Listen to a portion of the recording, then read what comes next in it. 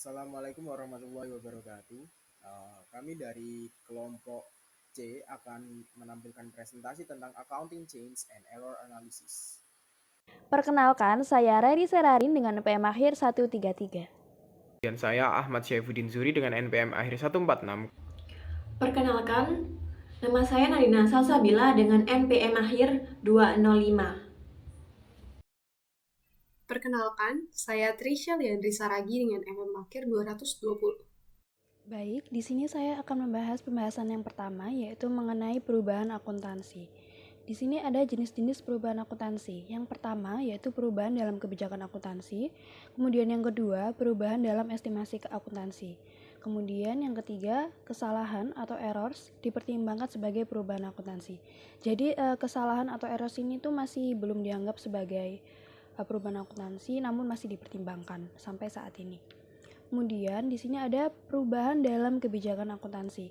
Nah, perubahan dalam kebijakan akuntansi ini merupakan perubahan dari satu kebijakan akuntansi ke kebijakan akuntansi yang lain. Contohnya yang pertama, dari metode average cost ke metode LIFO. Kemudian dari metode cost recovery ke metode percentage of completion.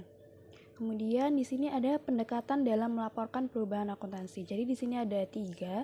Yang pertama yaitu pada periode berjalan atau currently. Kemudian yang kedua berlaku surut ke belakang atau retrospektif atau bisa juga disebut dengan retrospectively. Kemudian yang ketiga berlaku ke depan atau prospektif atau biasanya juga bisa disebut prospectively atau in the future. Nah, jadi IASB ini menetapkan penggunaan pendekatan retrospektif dalam melaporkan perubahan akuntansi. Baik, selanjutnya yaitu pendekatan perubahan akuntansi retrospektif. Nah, perusahaan ini melaporkan perubahan akuntansinya yang pertama itu dengan cara menyesuaikan laporan keuangan untuk tiap periode masa lalu dengan menggunakan metode atau basis yang sama apabila menggunakan kebijakan akuntansi yang baru. Kemudian yang kedua, melakukan penyesuaian atas nilai tercatat atau nilai buku dari aset dan liabilitas pada awal tahun dilakukannya perubahan. Juga melakukan penyesuaian yang diperlukan terhadap saldo laba atau komponen ekuitas lainnya yang sesuai atau aset bersih pada awal tahun dilakukannya perubahan. Nah, kemudian di sini ada dampak dari perubahan akuntansi. Jadi di sini ada 2 dampaknya, yaitu dampak langsung dan dampak tidak langsung. Nah, dampak langsungnya sendiri ini IASB menetapkan bahwa perusahaan harus menerapkan dampak langsung dari perubahan dalam kebijakan akuntansi secara retrospektif. Kemudian dampak tidak langsungnya itu merupakan segala perubahan terhadap arus kas perusahaan pada periode berjalan atau periode masa mendatang yang terjadi karena dilakukannya perubahan dalam prinsip akuntansi yang diterapkan secara retrospektif tadi. Baik, selanjutnya di sini adalah pentingnya estimasi akuntansi. Jadi dalam pentingnya estimasi akuntansi ini digunakan untuk memperkirakan pengaruh kondisi dan peristiwa masa depan terhadap laporan keuangan. Jadi hal ini penting karena perusahaan seringkali mengalami suatu ketidakpastian eh, yang mempengaruhi elemen-elemen. Seperti yang pertama itu piutang tak tertagih. Jadi estimasi diperlukan karena nggak semua pelanggan ini bisa mampu melunasi piutang. Makanya biasanya persentase gagal bayar dihitung berdasarkan pengalaman sebelumnya. Jadi elemen piutang terlagi ini juga penting untuk dilakukan estimasi. Selain itu ada kerusakan persediaan. Misalnya persediaan yang lama atau rusak membutuhkan cadangan kerugian untuk mencerminkan nilai wajar persediaan. Lalu umur ekonomis dan nilai residu aset tetap. Diperlukan untuk menghitung depresiasi karena manfaat ekonomi aset tidak pasti dan bisa berubah karena teknologi ataupun pemakaian. Lalu ada liabilitas jaminan produk dan pajak penghasilan. Nah, estimasi ini diperlukan untuk produk yang mungkin membutuhkan perbaikan di masa depan. Jadi pajak dihitung berdasarkan proyeksi, keuntungan, dan peraturan yang berlaku. Selanjutnya ada cadangan mineral yang dapat diperoleh kembali. Ini itu jumlah sumber daya alam yang dapat dimanfaatkan tergantung pada evaluasi geologi dan teknologi penggalian.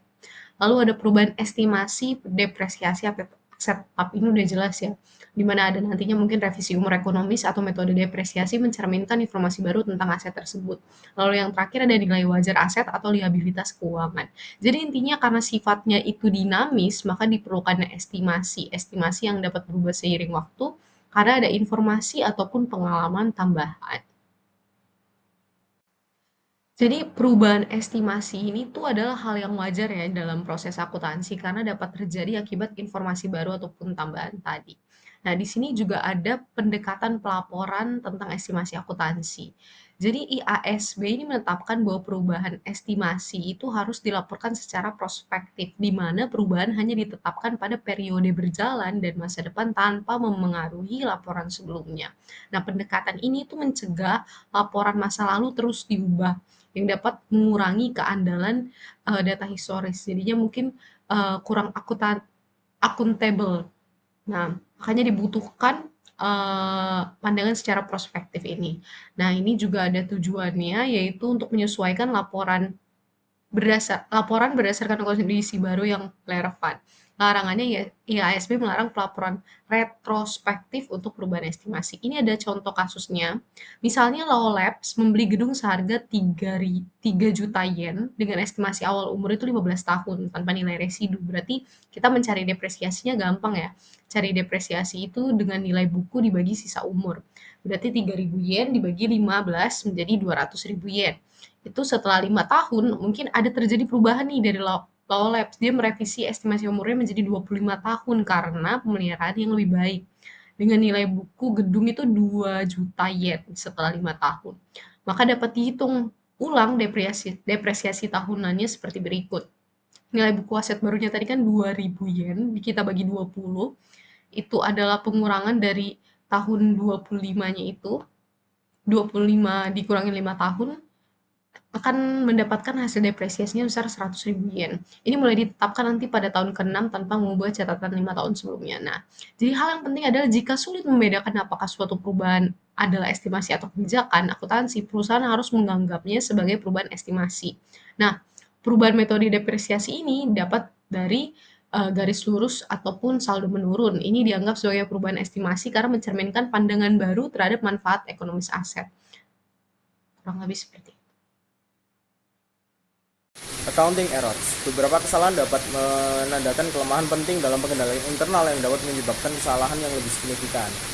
Secara umum, kesalahan akuntansi mencakup jenis-jenis berikut. Yang pertama, ada perubahan dari kebijakan akuntansi yang tidak diterima secara umum menjadi kebijakan akuntansi yang dapat diterima. Kemudian dasar pemikirannya adalah bahwa perusahaan salah menyajikan periode sebelumnya karena penerapan kebijakan akuntansi yang tidak tepat. Sebagai contoh, sebuah perusahaan dapat mengubah dari basis akuntansi kas pajak penghasilan ke basis akrual. Yang kedua, ada kesalahan matematis, seperti salah menjumlahkan lembar penghitungan persediaan saat menghitung nilai persediaan. Yang ketiga, ada perubahan estimasi yang terjadi karena perusahaan tidak menyusun estimasi dengan itikat baik. Sebagai contoh, perusahaan mungkin telah mengadopsi tingkat penyusutan yang jelas tidak realistis. Yang keempat, ada kekeliruan, seperti kegagalan untuk menambah atau menangguhkan biaya pendapatan tertentu pada akhir periode tersebut. Yang kelima, ada penyalahgunaan fakta, seperti kegagalan untuk menggunakan nilai residu dalam menghitung penyusutan dasar untuk pendekatan garis lurus. Yang keenam, ada klasifikasi yang salah atas suatu biaya sebagai beban dan bukan sebagai aset dan sebaliknya. Kemudian ada kategori akuntansi dan juga jenis pernyataan kembali. Yang pertama, ada pengakuan biaya, yaitu mencatat pengeluaran pada periode yang salah atau dalam jumlah yang salah. Yang kemudian ada pengakuan pendapatan. Akuntansi pendapatan yang tidak tepat termasuk kejadian di mana pendapatan tidak diakui dengan tepat. Pendapatan yang dipertanyakan diakui atau sejumlah kesalahan terkait lainnya yang terjadi yang menyebabkan pendapatan dilaporkan secara salah. Kemudian ada kesalahan klasifikasi, salah mengklasifikasi item akuntansi penting pada laporan posisi keuangan, laporan laba rugi atau laporan arus kas. Ini termasuk penyajian ulang karena salah mengklasifikasikan akun lancar atau tidak lancar atau yang mempengaruhi arus kas dari operasi. Kemudian ada ekuitas lainnya. Akuntansi yang tidak tepat untuk EPS, saham terbatas, waran dan instrumen ekuitas lainnya. Kemudian ada cadangan dan kontingensi. Kesalahan yang mengakibatkan piutang tak tertagih, cadangan persediaan, tunjangan pajak penghasilan dan kontingensi kerugian. Kemudian ada aset berumur panjang, penurunan nilai aset seperti properti, pabrik dan peralatan niat baik atau item terkait lainnya. Pajak, kesalahan yang melibatkan pembetulan ketentuan perpajakan, penggunaan kewajiban pajak yang tidak tepat dan item terkait perpajakan lainnya. Kemudian ekuitas pendapatan dan komprehensif lainnya. Akuntansi yang tidak tepat untuk transaksi ekuitas pendapatan komprehensif termasuk item atau uang asing, penilaian ulang aset pabrik, keuntungan dan kerugian yang belum direalisasi pada investasi tertentu dalam utang, kemudian ada sekuritas dan derivatif. Kemudian yang selanjutnya ada inventaris, penilaian biaya persediaan, masalah kuantitas dan penyesuaian biaya penjualan. Kemudian opsi ekuitas, akuntansi yang tidak tepat untuk opsi saham karyawan. Kemudian yang lainnya yaitu segala penyajian kembali yang tidak tercakup dalam kategori yang tercantum, termasuk yang terkait dengan akuntansi yang tidak tepat untuk akuisisi atau merger. Nah, materi selanjutnya yaitu tentang analisis kesalahan akuntansi atau error analysis. Jadi, analisis kesalahan akuntansi bertujuan untuk mengidentifikasi kesalahan yang terjadi dalam laporan keuangan, lalu menentukan bagaimana cara memperbaiki kesalahan tersebut, dan apakah laporan keuangan yang terdampak tersebut perlu disajikan ulang. Lalu, kesalahan dianggap signifikan atau material jika memiliki dampak besar terhadap pengambilan keputusan pengguna laporan keuangan. Sebaliknya, kesalahan kecil atau tidak signifikan tidak perlu diperbaiki. Misalnya, jika perusahaan gagal mencatat upah sebesar $500, tetapi total gaji yang dibayarkan sebesar $1.750.000, kesalahan ini tidak perlu dianggap material karena dampaknya kecil. Nah, selanjutnya yaitu tentang jenis-jenis kesalahan akuntansi. Ada 3. Yang pertama itu kesalahan pada laporan keuangan. Jadi, kesalahan ini mempengaruhi cara aset, kewajiban, atau ekuitas yang disajikan dalam laporan keuangan. Contoh kesalahannya yaitu salah dalam mengklasifikasikan aset lancar sebagai investasi dan salah mengklasifikasikan kewajiban lancar sebagai kewajiban jangka panjang. Dan solusi untuk kesalahan tersebut yang pertama adalah item atau akun yang diklasifikasikan perlu direklasifikasi ke kategori akun yang benar. Dan jika perusahaan menyajikan laporan komparatif, laporan tahun sebelumnya yang terdampak oleh kesalahan tersebut harus disajikan ulang untuk menunjukkan data yang benar. Lalu kesalahan yang kedua adalah kesalahan pada laporan laba rugi. Jadi kesalahan ini melibatkan akun pendapatan dan akun beban, tetapi tidak akan mempengaruhi laba bersih. Contoh kesalahannya adalah pendapatan bunga salah dicatat sebagai penjualan dan depresiasi dicatat sebagai beban bunga.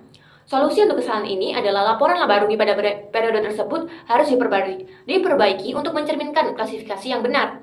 Dan jika laporan komparatif disajikan, angka dari periode yang terdampak juga harus diperbaiki. Lalu jenis kesalahan yang terakhir adalah kesalahan pada laporan keuangan dan laporan laba rugi, atau disebut kesalahan gabungan, yang berarti kesalahan ini berdampak pada laporan posisi keuangan maupun laporan laba rugi. Contohnya ketika gaji yang belum dibayarkan tidak dicatat di akhir tahun, maka hal ini akan berdampak pada beban gaji yang tidak tercatat sehingga laba bersih lebih tinggi daripada seharusnya, dan kewajiban atau utang gaji juga tidak tercatat, maka akan menyebabkan laporan posisi keuangan menunjukkan jumlah yang tidak sesuai atau tidak benar. Lalu, solusi untuk dampak kesalahan ini adalah melakukan koreksi, di mana koreksi dilakukan tergantung dengan jenis kesalahan, apakah menggunakan counterbalancing atau non-counterbalancing. Sebelumnya sudah disinggung tentang counterbalancing dan non-counterbalancing error.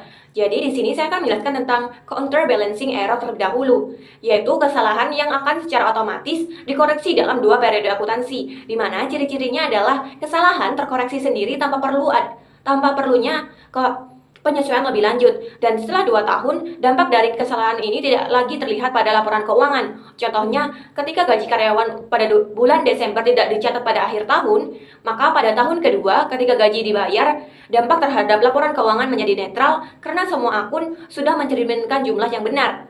Lalu, tindakan koreksi akan kesalahan tergantung pada apakah buku akuntansi sudah ditutup atau belum pada periode tersebut. Nah, untuk situasi jika buku akuntansi sudah ditutup pada periode kesalahan berlangsung, maka jika kesalahan sudah dikoreksi secara otomatis atau counterbalancing, tidak diperlukan adanya entry tambahan. Tetapi, jika belum dikoreksi, maka dilakukan penyesuaian pada saldo laba ditahan atau retained earning. Dan jika pada situasi buku akuntansi belum ditutup pada periode kesalahan tersebut, maka perlu dilakukan koreksi langsung pada saat periode akuntansi berjalan. Dan jika kesalahan terjadi di tahun sebelumnya, penyesuaian dilakukan pada saldo awal laba ditahan. Lalu, ketika menyajikan laporan keuangan komparatif, perusahaan harus menyajikan ulang angka untuk semua tahun yang terdampak meskipun entry jurnal tidak diperlukan. Nah, setelah membahas tentang counterbalancing error, sekarang saya akan membahas tentang non-counterbalancing error. Kesalahan ini tidak dapat secara otomatis dikoreksi dalam 2 periode, sehingga dampak dari kesalahan akan berlangsung dengan lebih panjang. Contohnya seperti kesalahan mencatat pengeluaran untuk membeli mesin sebagai beban. bukan sebagai aktiva tetap, di mana akibatnya beban akan terlalu besar pada tahun pertama dan aktiva tetap tidak mencerminkan nilai yang benar selama masa manfaat mesin, semisal 4 tahun masa manfaat, di mana solusi dari kesalahan tersebut adalah perbaikan dilakukan secara manual hingga seluruh masa manfaat selesai. Jadi tidak dapat diselesaikan pada 2 periode akuntansi. Selanjutnya, saya akan menjelaskan tentang contoh dari analisis kesalahan akuntansi.